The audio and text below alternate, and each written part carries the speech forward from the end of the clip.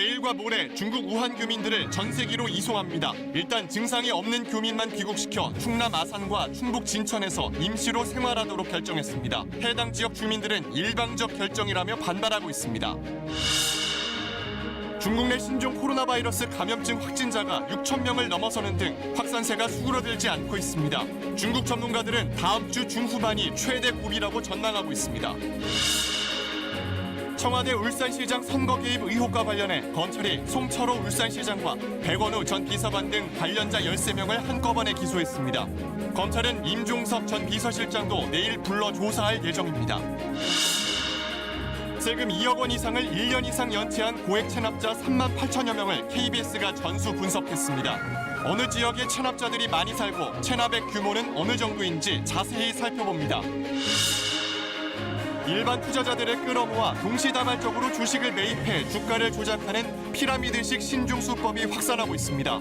적발도 쉽지 않다고 하는데 실태와 폐해를 연속 보도합니다.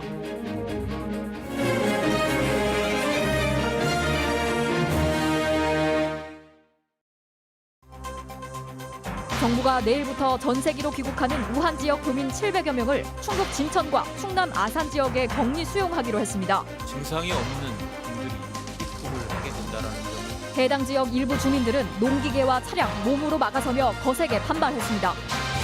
신종 코로나에 감염된 중국 내 확진자는 6천 명을 넘어서 지난 2003년 사스 때보다 증가 속도가 빠릅니다.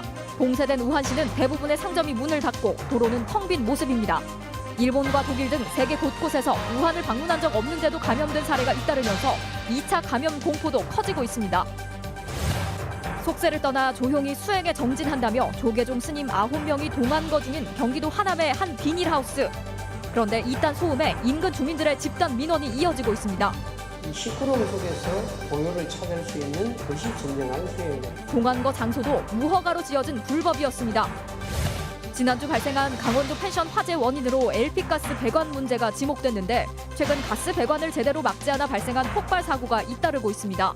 10,000원이면 이런 사고를 예방할 수 있다는 간단한 조치 취재했습니다.